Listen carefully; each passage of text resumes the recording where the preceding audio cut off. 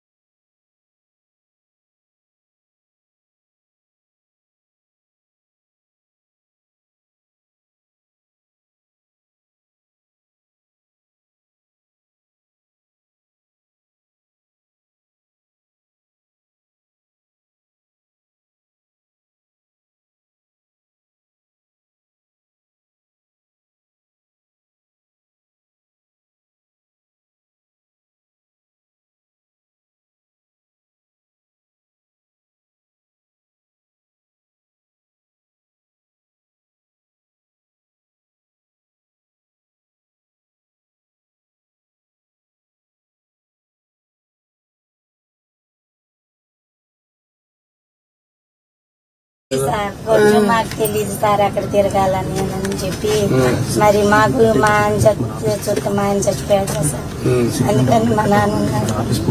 నా దగ్గర బతుకుతుందయ్యా. ఇక పిల్ల చూస్తే పిల్లకు కూడా అనుకున్నాను.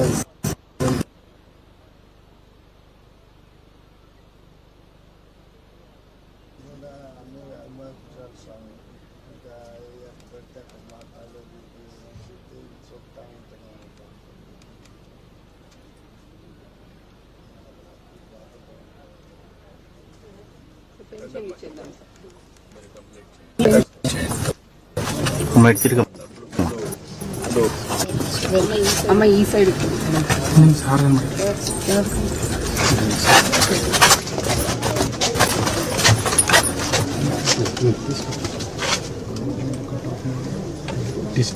పడిందా?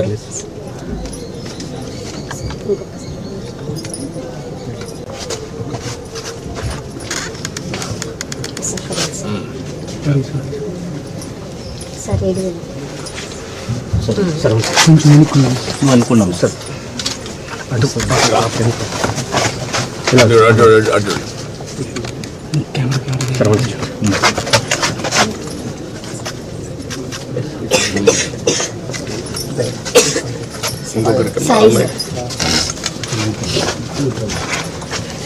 అమ్మ మీరు అటు తిరిగమ్మ.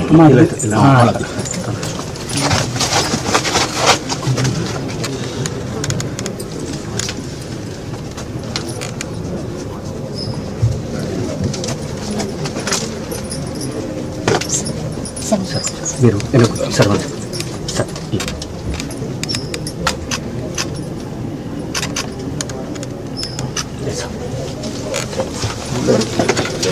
ప్లీజ్ అమ్మా.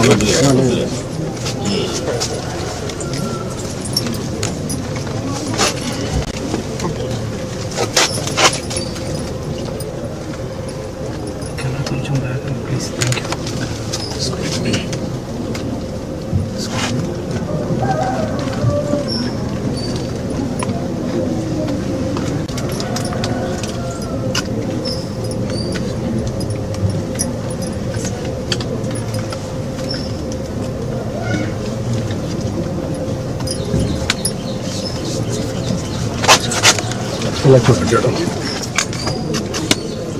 కొంచెం ఇట్రండి ముకుందండి.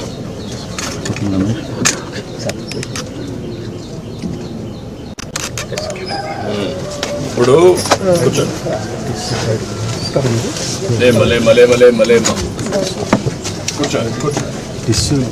పేదవాళ్ళ కోసమే మనం ఈ పింఛన్ ఇస్తున్నాం. అదే మాదిరిగా సరే మీకు ఇల్లు లేదు, ఇల్లు కట్టేయమంటాం. మెయిన్గా మీకు హౌసింగ్ శాంక్షన్ లెటర్ ఇప్పుడు ఇల్లు కూడా ఒకటి శాంక్షన్ చేస్తున్నారు, కట్టిస్తారు. ఆయన పాములు సార్ ఆయన పేరు మీద వచ్చింది. కట్టేసేయండి సార్, మనం పార్టీ తరపునే మనకి ఇదే.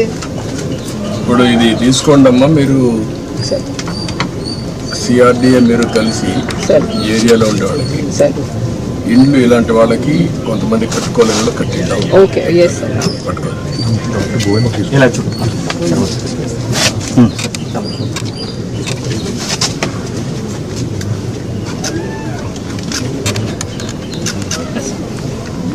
మనకి డీటెయిల్స్ ఏంటనేది sir. So this is basically beneficiary lead construction sir. But మీరు అన్నట్టు ఇంకా వాళ్ళు కట్టలేకపోతే మనం పాలసీ ద్వారా ఇంకెవరి ద్వారా అటాచ్ చేసి చేయాలి sir. No, what is the amount 1.8 sir, 1.8 lakhs. నేను ఇల్లు కట్టియమంటాను, చెప్తాను, కట్టి మీకు ఎట్లా చేయాలో చేస్తాను అన్నట్లు చేపిస్తాం. దానికంటే ముఖ్యంగా ఇప్పుడు ముగ్గురికి బెనిఫిట్ వస్తుంది ఇంట్లో. నీకు రాబోయే రోజుల్లో 4,000 వస్తుంది, ఆవిడకి 5,000 వస్తుంది, మీకు ఒక 4,000 వస్తుంది. 4, 4, 8 + 5 13,000 వస్తుంది. 13,000 వచ్చినప్పుడు మీరు కొద్దిగా సంపాదించుకుంటున్నారు. వీళ్ళిద్దరిని చదివించుకొని వాళ్ళకి చదువుకు అవన్నీ ఏం చేయాలో అవన్నీ చేస్తూ ఉంటారు గవర్నమెంట్ కూడా. కానీ 10 రూపాయలు సంపాదించుకునే మార్గం ఎందుకు ఆలోచించకూడదు? మీరు సంవత్సరానికి అంటే ఒక పద్ధతి ప్రకారం చేస్తే ఎప్పుడూ పేదరికంలో పుట్టి పేదరికంలో చనిపోయి ఇల్లు కూడా లేకుండా అవస్థపడి వర్షానికి పొలాలు చేశారు సార్. పొలాలు చేసి అవన్నీ అప్పులు పాలయ్యాడు. అప్పులు పాలయ్యితే ఇప్పుడు దాకా తీర్చాము, అయిపోయింది. ఇంక ఇల్లు వేసుకుందామని అనుకుంటే మా స్థానం లేదు సార్, అందుకని ఆగిపోయింది. ఇక్కడ ఎవరైనా మీకు బయట వాళ్ళు ఎవరైనా గైడ్ చేస్తే అటు కదా నేను ఏమనుకుంటున్నానంటే, మీకు ఒక ఆలోచన ఉంటుంది. మీ ఆలోచన రైట్ ఆర్ రాంగా. ఇప్పుడు ఈ అబ్బాయి ఉన్నాడు అనుకోండి, కానిస్టేబుల్ అవుతాను అనుకున్నాడు, పోలీస్ అనుకున్నాడు, వీడు లాయర్ కావాలనుకున్నాడు. ఇవి రెండు అయితే ఇంకొక 5 ఏళ్ళలో 10 ఏళ్లలో వీళ్ళిద్దరు బాగా చదువుకున్నారు అనుకోండి, ఉద్యోగాలు వచ్చాయనుకోండి, వాళ్ళ జీవితాలు స్థిరపడితే మిమ్మల్ని కూడా చూస్తారు. అప్పటి నుంచి మీ జీవితాలు కూడా మారుతాయి. మీ ఇద్దరిని వాళ్ళు చూసుకోగలుగుతారు. కొంచెం ఒక పద్ధతి ప్రకారం మారుతుంది. మీకు హాస్పిటల్కి 5,000 ఖర్చు పెడతామన్నారు, 3-4,000 ఎయిమ్స్ పోయారనుకోండి, మీకు అక్కడితో కాదు, దీనికంటే పెద్ద డాక్టర్లు ఉంటారు అక్కడ. ఇలాంటి ఆలోచనలు కొన్ని మీకు ఇవ్వడానికి నేను కూడా ఆలోచిస్తున్నాను. పెద్ద చదువుకున్న వాళ్ళు ఉన్నారు. పేదవాళ్ళు పేదరికంలోనే పుట్టి తరతరాలుగా మళ్ళా పేదరికంలో చనిపోవడం కంటే మీకు కూడా డబ్బులు సంపాదించే మార్గం ఎందుకు చూపారు? మీ ఇంటి పక్క ఆయన ఒక ఆయన ఉన్నారు, పెద్ద ఇల్లు కూడా, మీరు ఇక్కడే ఉన్నారు. వాళ్ళు చిన్నప్పుడు మీ మార్గనే ఉన్నారు, కొంచెం ముందు ఉన్నారు. వాళ్ళు ముందుకు పోతున్నారు, మీరు ఇక్కడే ఉండిపోతున్నారు. ఏంటి కారణం? మీ ఆలోచన విధానం కదా. పొలం చాకరీ చేసి పొలంలో ఇది చేసి అంతలోకి అల్లుడు చనిపోయి ఆ పిల్లల్ని చేసి మీరే కాకుండా మీ కులంలో అందరికీ బాధలు ఉన్నాయి కదా, అటు ఇటు అందరికీ ఉన్నాయా? అందరికీ ఉన్నాయి కదా. ఈ ఊర్లో రెడ్డిస్ ఉన్నారు, లేకపోతే వేరే ఏ కులాలు ఉన్నారు ఈ ఊర్లో? రెడ్లు, కమ్మోరు, యాదవులు, శాఖలు, లంబాడీలు, మాదిగోళ్ళు, మాలోళ్ళు. ఇప్పుడు రెడ్లు బాగున్నారు కదా, కమ్మోళ్ళు బాగున్నారు కదా, తర్వాత యాదవులు బాగున్నారు కదా. బాగలేని ఎవరు? మీరే కదా. ఎందుకు? కారణం ఏంటి? కాదమ్మా, మీ ఆలోచన. నేను అందుకే మీలో మార్పు తీసుకురావుతాను. వాళ్ళ మారిగా మీరు ఆలోచించాలి. ఇప్పుడు వాళ్ళు పొలం చేస్తారు, కానీ వాళ్ళకు జీవితంలో ఆస్తులు వచ్చాయి. వాళ్ళ తండ్రి తాతో 1 ఎకరా 2 ఎకరాలు 5 ఎకరాల భూమి ఇచ్చాడు, మీకు అవి లేవు. కానీ మీ కష్టార్జితంతో మీరు బతుకుతున్నారు. ఒక్కసారి పిల్లల్ని బాగా చదివించారనుకో, మీ జీవితాలు మారు. ఇంకా డబ్బులు సంపాదించే మార్గం ఏంటి? నేను అన్ని ఆలోచిస్తున్నా. పేదరికం లేని సమాజం అంటే ప్రతి ఒక్కరికి కూడా కనీస ఆదాయం సంపాదించే మార్గం మీకు చూపించాలనేది నా ఆలోచన. లేకపోతే మీ జీవితంలో ఇదే మరికి పుడతారు, ఇదే మరి చనిపోతారు. ఈ పిల్లలు కూడా ఇప్పుడు చదువుకుంటున్నారు కనీసం, లేకపోతే వాళ్ళు కూడా చదువుకోరు. చదువుకోకుండా కూలి పని పోతారు, దాంతో మీ మరిని వాళ్ళు ఉండిపోతారు. నేనే భయపడ అందుకనే ఈ ఇల్లు కూడా అట్టాగే ఉంచుకొని పిల్లగాడికి ఆ పిల్లలకి మా కూతుర్ని పోయిన రోజు పోతారు పోతారని పిల్లలు కూడా అందుకనే చదివించుకొని చదివించేది అంతవరకు మంచి పని చేశావు, అది శుభసూచకం. ఈ పిల్లల భవిష్యత్తు బాగుంటుంది. ఏంట్రా మీరు ఆలోచిస్తున్నారా? ఏం ఆలోచిస్తున్నారు? బాగా బాగా చేయాలని ఆలోచిస్తున్నావు. ప్రతిరోజు చదువుకుండా బాగా క్లాసులో మంచి ర్యాంక్ వస్తుందా? ఎంత వస్తుంది? 310 వచ్చాయి 500కి. నీకంటే ఇంకా ఎంతమంది బాగా వచ్చారు? వాళ్ళకంటే నువ్వు ఎందుకు ముందు? నువ్వేంట్రా 7th క్లాస్లో కామన్ ఎగ్జామ్ అయింది కదా, అయిందా? అప్పుడు ఎంత వచ్చాయి మార్కు? 100కి 80 వచ్చాయి. నీకంటే ఎక్కువ వరకు వచ్చింది. ఎవరు వాళ్ళు? ఇద్దరికి వచ్చింది. వాళ్ళకంటే ఎక్కువ నీకు ఎందుకు రావు? మీ అమ్మ కష్టపడతాను కదా, నీకోసమే కదా, కూలి పని చేసి చదివిస్తాను కదా, నువ్వు కూడా పట్టుదల చదవాలి కదా. ఓకే, చదువుకోండి బాగా, పైకి వస్తారు. నేను అన్నీ ఆలోచిస్తాను, ఆలోచించి మిమ్మల్ని ఎట్లా ఆర్థికంగా పైకి తేవాలి. ఇప్పుడు గవర్నమెంట్ ఇచ్చే సహాయం ఇస్తూనే మీరు 10 రూపాయలు అదనంగా సంపాదించుకొని ఖర్చు తగ్గించుకొని భవిష్యత్తుకు కూడా ఒక భరోసా ఉండేట్టుగా మీకు ఆలోచించేద్దాం. సరేనా? ఇల్లు ఇమీడియట్గా చేస్తాను, నేను చెప్పాను కదా. అయిపోతుందండి. మీరు ఎమ్మెల్యే ఉన్నాడు, మీకు ఇక్కడ మంచి ఎమ్మెల్యే. లేండి మళ్ళీ దాపని చేయొద్దండి, ఆ పని చేయకూడదు కూడా, చేయకూడదు. రమ్మండి, అందరూ రండి, అందరూ రండి, ఫ్యామిలీ అంతా రామ్మ.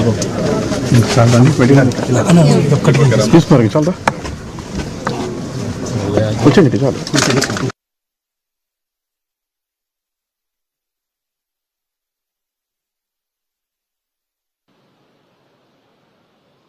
మీరు చేస్తే 10 రూపాయలు సంపాదించడానికి నేను కొత్త ఆలోచన చేస్తున్నాను, అది కూడా చూస్తాను నేను. మీ ఏంటంటే మీకు ఆదాయం పెరగాలి, ఖర్చు తగ్గాలి, మీ జీవితాలు ఉండాలి.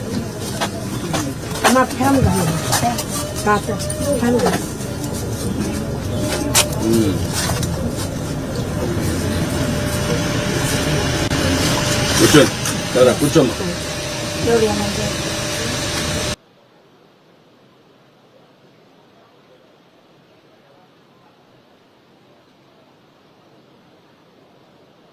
అది ఊర్లో ఎంతమంది చేసి ఉంటారు నీ మారిగా? మా నాన్న ఒక్కడే సార్, ఎవరు చేయరు పొలాలు. ఈ మధ్యలో ఎవరు లేదు, నేను తెలిసింది.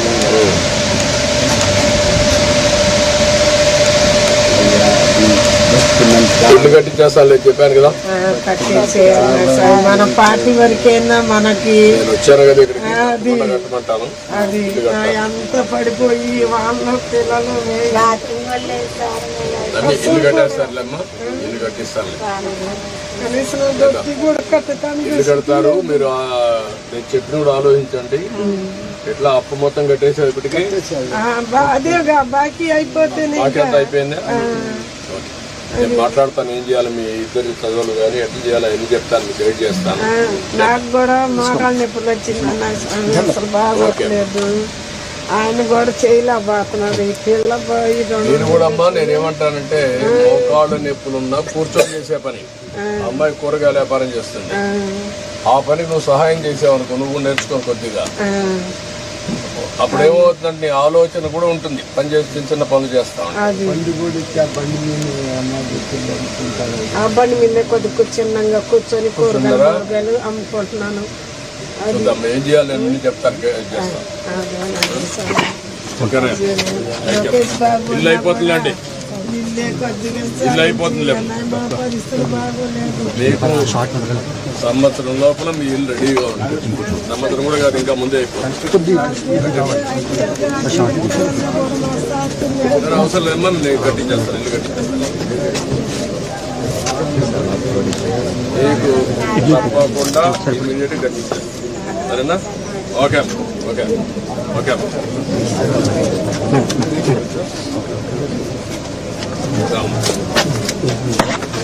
ఉంటా ఉంటా.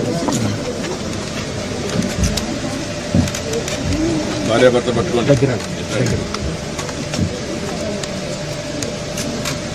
ఇలా చూడండి తమ్ముడు.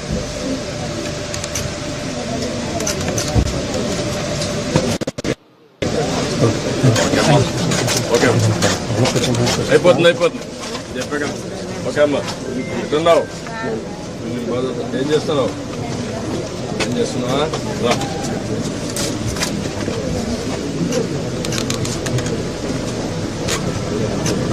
ఓకే అమ్మా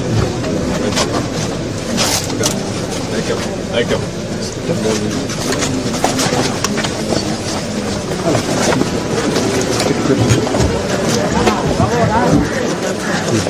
రైట్ సార్.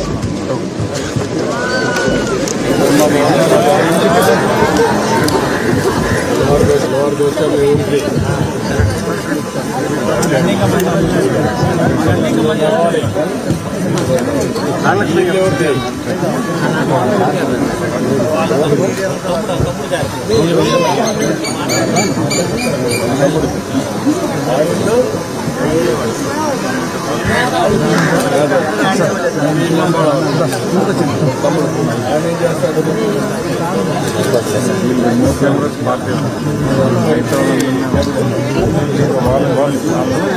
చూసుకుంటే చెప్పగా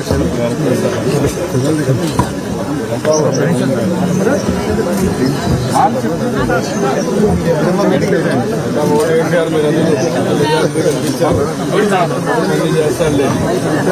ఓకే అమ్మా.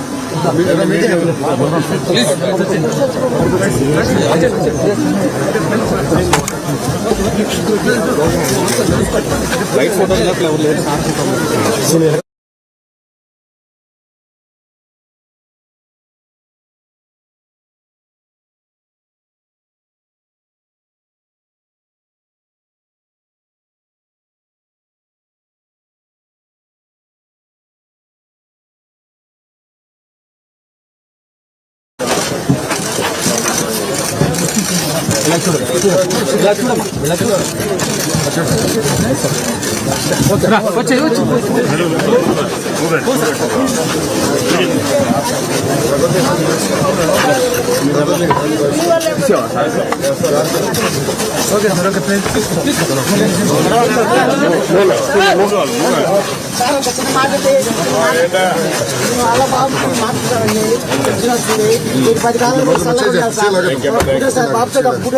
బాగా చదువుకో.